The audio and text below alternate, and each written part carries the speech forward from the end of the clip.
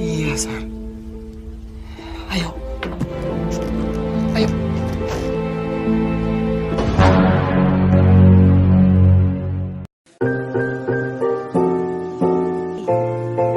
Tentara Belanda diperbolehkan masuk dengan syarat semua orang yang berada dalam gedung keluar tanpa membawa senjata dan dikawal langsung sampai bandara.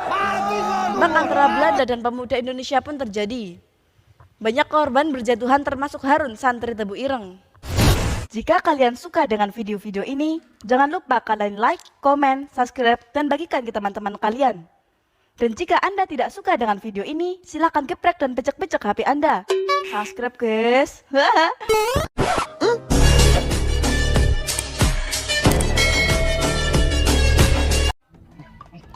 Sang Kiai merupakan sebuah film karya anak bangsa yang ditampilkan kepada rakyat Indonesia. Diproduksi oleh Rapi Film dan disutradarai oleh Rago Priyanto. Film ini merupakan film yang bertemakan tentang kepahlawanan yang menceritakan tentang seorang pejuang kemerdekaan sekaligus pendiri ormas keagamaan Nahdlatul Ulama dari Jombang, Jawa Timur, yakni Hadratus Syekh Kyai Haji Hasyim Asy'ari. Film ini sangat disarankan untuk kamu-kamu yang merasa sebagai bangsa Indonesia untuk mengingatkan kembali bagaimana jerih payah para ulama dan pejuang Islam dalam mempertahankan kemerdekaan Indonesia. Bukan membela Allah.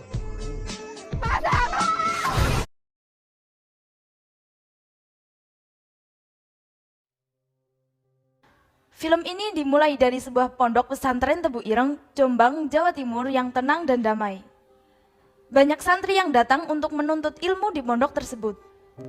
Salah satu santri Hadratus Syekh yang bernama Hamid sedang menerima santri baru dan menerima barang bawaannya termasuk bahan makanan yang akan digunakan untuk bekal nantinya.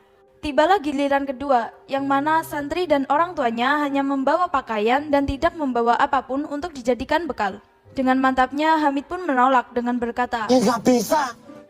Semangat nopo, Pak?" Tiba-tiba Hadratus Syekh datang dan berkata, Allah itu sebaik-baik maha pemberi rezeki. Hamid pun malu bukan main. Anak bapak diterima menjadi santri di sini. Scene berpindah ke sebuah persawahan di mana Kiai sedang membantu para petani memanen hasil buminya di sawah. Kiai sempat berbincang dengan Harun, murid terdekatnya yang kelak akan syahid di peperangan, dan memberi sedikit masukan tentang hidup mandiri. Dengan membantu para petani, dengan begitu kita bisa menghargai nasi yang kita makan. Sepulang dari sawah, Kiai sempat mampir ke pasar membeli sebuah kerudung untuk istrinya yang bernama Masruroh atau Nyai Kepu. Saat keluar dari pasar, Kiai melihat Harun sedang memandangi seorang santriwati yang bernama Sari.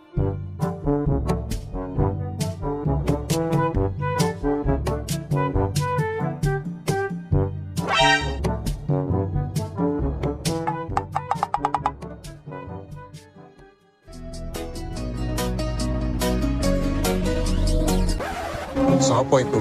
Sari, Yai. Oh, anaknya Muhyiddin. Tak lamar, no.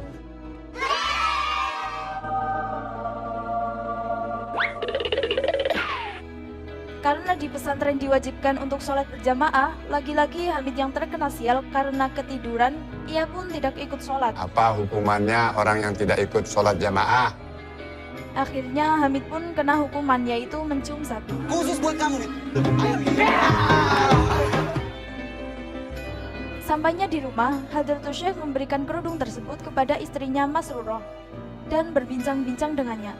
Ia juga sedikit menyinggung tentang Belanda yang dulu menjajah Indonesia. Kalau saja umat Islam bersatu seluruhnya. Hadratus Syekh mengharapkan semua umat Islam di Indonesia bersatu seluruhnya untuk melawan para penjajah yang menjajah negeri yang memiliki begitu banyak hasil bumi. Jepang mulai menjajah negeri ini. Keesokan harinya, warga Indonesia kembali kedatangan tamu dari Jepang. Mereka mengira kedatangan Jepang ke Indonesia akan merubah perekonomian Indonesia. Namun mereka sadar setelah Jepang memaksa warga untuk menurunkan bendera Indonesia dengan paksa dan mengibarkan bendera mereka. Mereka pun dipaksa untuk melakukan sikere. Di sela-sela waktu ketika Hamid sedang tiduran di serambi masjid, Harun datang dan mengagetkan mereka. Kemudian bercerita tentang Sari yang baru dilihatnya di pasar. Aku ketemu Sari. Hamid pun meledeknya. Puasa. Posoro nahan hawa nafsu. Nah, suasana yang tadinya tenang dan damai, tiba-tiba segerombolan pasukan Jepang datang mengobrak-abrik pesantren dan mencari Hadratus Syekh untuk ditangkap.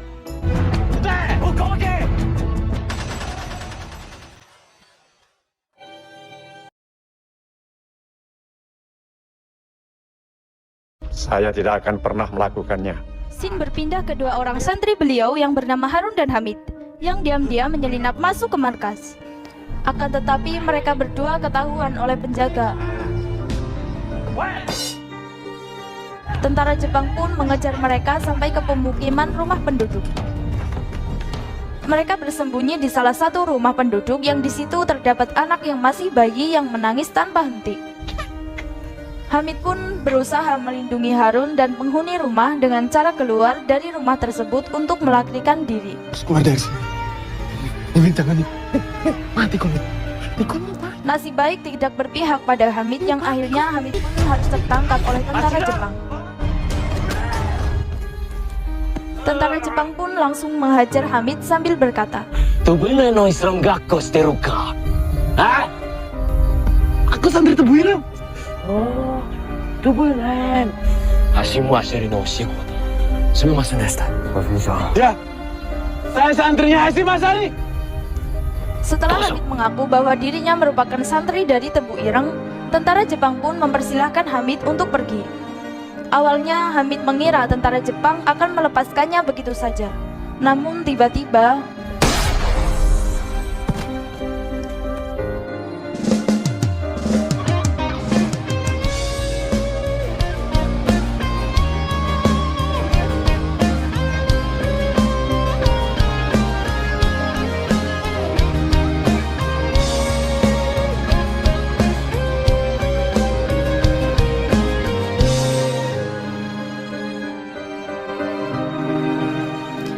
santri Tebu Ireng pun melakukan pemberontakan kepada tentara Jepang, menuntut pembebasan Hadratus Syekh dan tahanan muslim lainnya.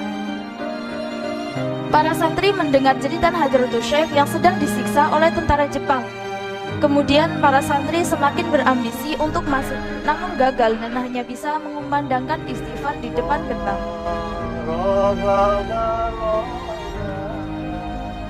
Jepang menolak tuntutan para santri dan memindahkan Hadratus Syekh dari Jombang ke Mojokerto. Setelah dipindahkan ke Mojokerto, Gus Wahid Hasyim dan Kiai Haji Wahab Hasbullah melakukan perundingan melalui jalur diplomasi. Beliau berdua mendatangi tentara Jepang dan juga para pemimpinnya. Hingga Jepang pun melunak setelah mendapatkan penjelasan oleh masyarakat pribumi yang bekerja kepada Jepang bahwa masyarakat Indonesia sangat kuat ikatan persaudaraannya dengan dilandasi agama Islam. Saya akan mencoba menghubungi Saiko Shikikan dan mengadakan pertemuan dengan だったら、牢獄にいる気合たちを釈放するだ。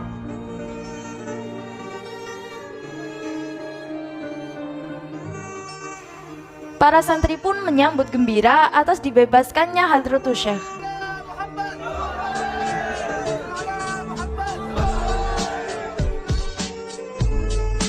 Pada 7 September 1900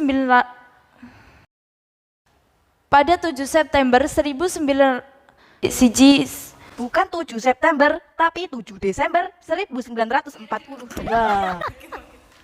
Pancen. Oh iya, rasa mateni ya, lali kayak serap-rap. Oke guys, pada 7 Desember 1942, Saiko Shikikan mengumpulkan 32 ulama dari Jawa dan Madura di gedung Istana Gubernur untuk membahas latihan kiai yang akan diadakan pada 1 Juli 1943. Kemudian, Jepang pun membubarkan MIAI atau Majelis Islam ala Indonesia dan mendirikan Masyumi atau Majelis Syuro Muslimin Indonesia di bawah pimpinan Kiai Haji Hasyim Asyari. Mereka pun meminta maaf atas kejadian yang menimpa Hadratus Syekh dengan alasan perbedaan tradisi. Pada 1943, di Denaran, Nyai Masruro berbincang dan mengingatkan kepada Sari yang akan dipersunting oleh Harun.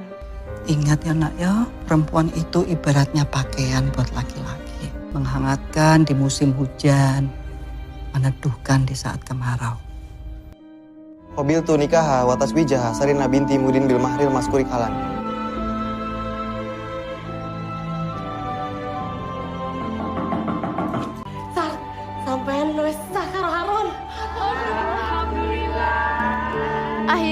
Harun dan Sari pun sah menjadi pasangan suami istri hari itu juga.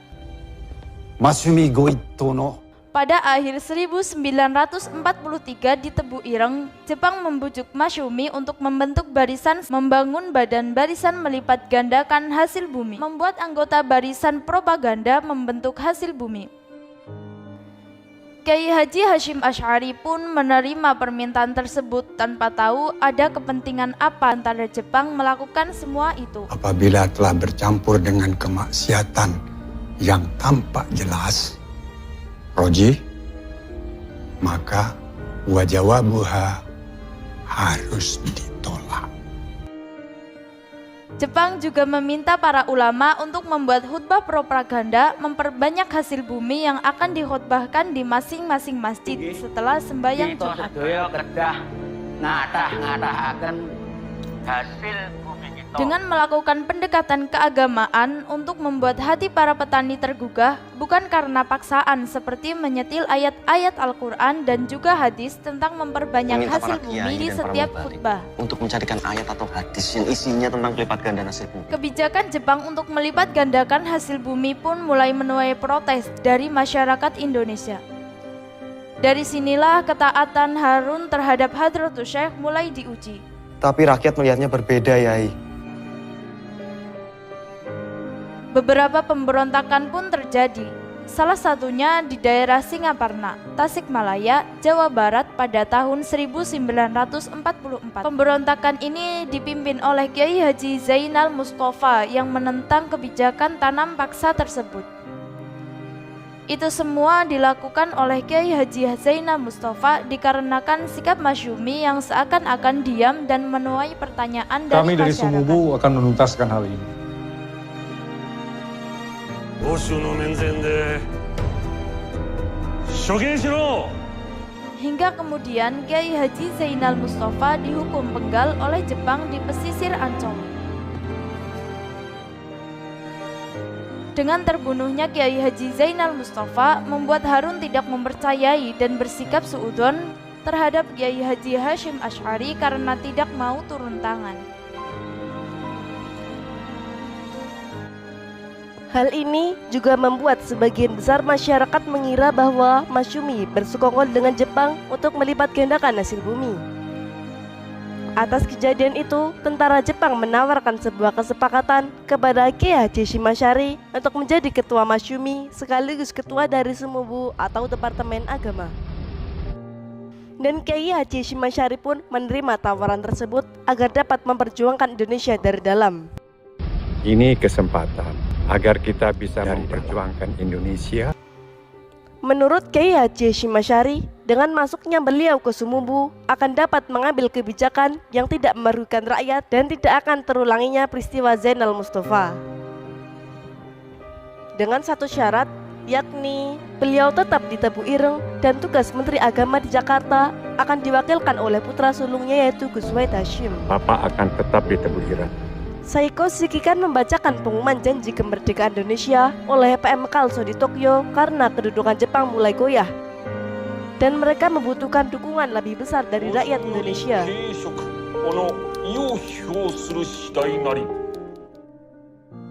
Saiko pun meminta agar pemuda-pemuda Indonesia masuk ke dalam Heiho atau tentara pembantu Jepang. Pemuda-pemuda Indonesia untuk masuk dalam Heiho.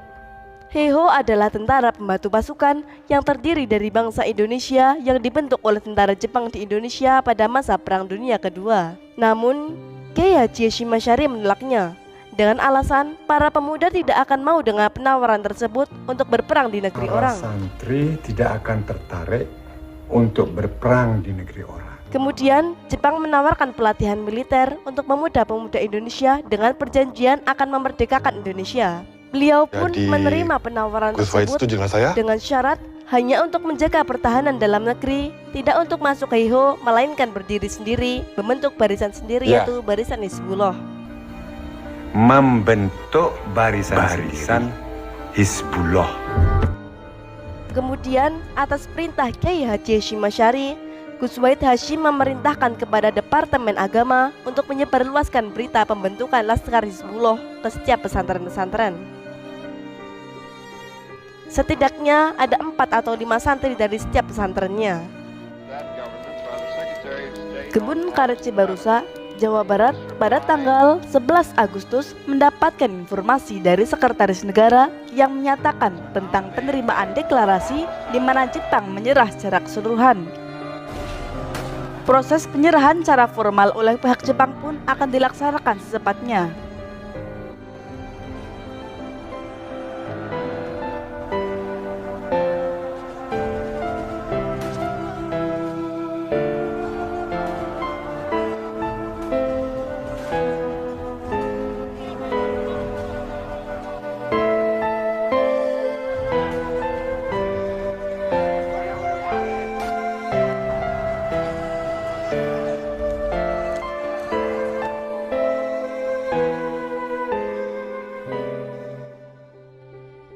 Berawal dari agama, lalu akan timbul nasional.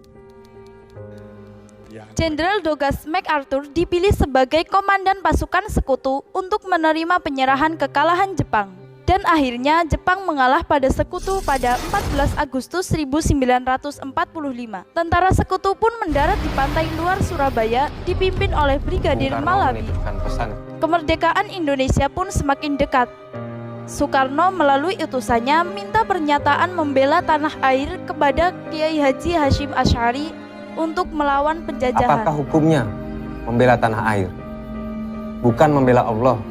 Yai minta semua yai sepuh untuk berkumpul. Kemudian beliau menjawab saat diadakannya fatwa jihad pada 24 September 1945 di dalam gedung GP Ansor, Surabaya bahwa Hukum membela negara dan melawan penjajah adalah fardu ain bagi setiap mukallaf yang berada dalam radius masafah as-safar.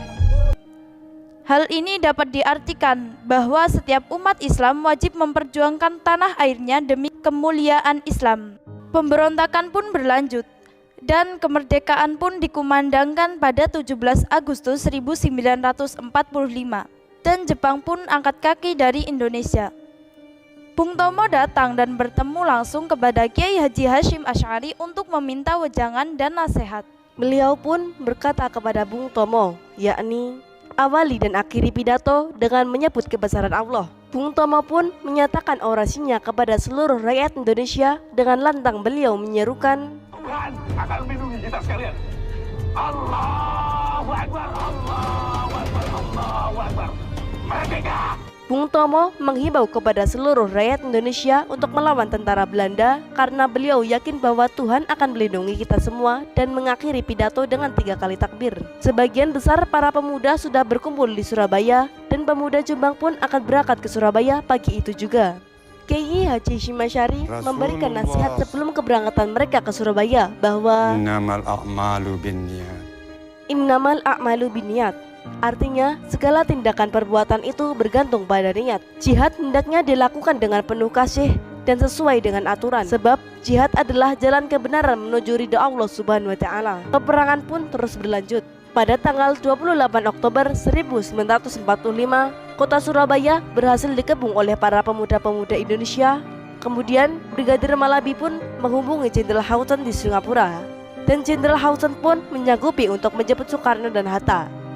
Mereka akan membuat kesempatan gencatan senjata masih di area perang di Surabaya.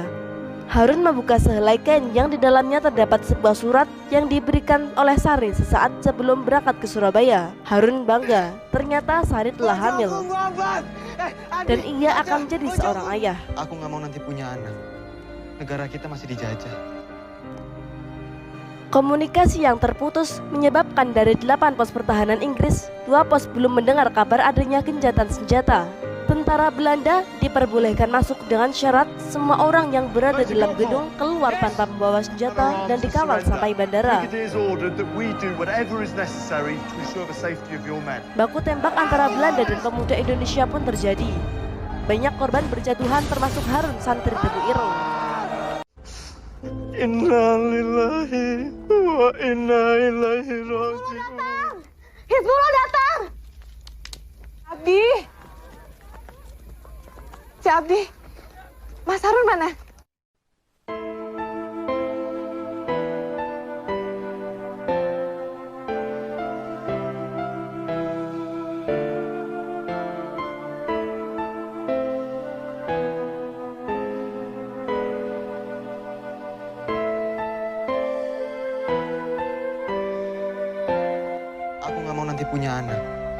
Negara kita masih dijajah. Aku harus pergi. Jaga diri kamu ya. Pengganti Brigadir Malabi, Maijen RC Menser memberikan ultimatum pada para pemimpin di Surabaya agar menyerah pada tanggal 9 November 1945 pukul 18 waktu Indonesia bagian Barat. Pada 8-21 Juli 1947, pasukan marinir Belanda membonceng sekutu mulai melancarkan agresi militer satu. Ajari Bapak menembak. Lebih baik Bapak mati melawan daripada ditawan Belanda. Wonten tamu Yai. Kedatangan saya mewakili Jenderal Sudirman. Rakyat kecil yang tidak berdosa telah menjadi korban. Film ini ditutup dengan wafatnya Hadratus Syekh Kiai Haji Hashim Asy'ari. Kiai. Kiai. Bangun, Kiai. Kiai. Bangun, Kiai.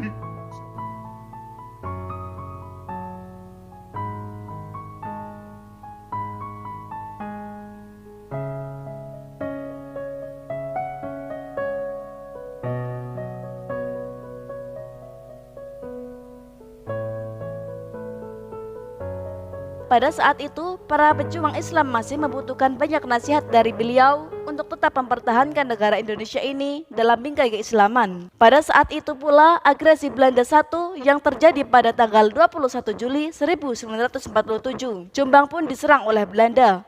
Bahkan, pesantren Tebu Ireng dibakar oleh Belanda karena dituduh sebagai sarang pemberontak Muslim.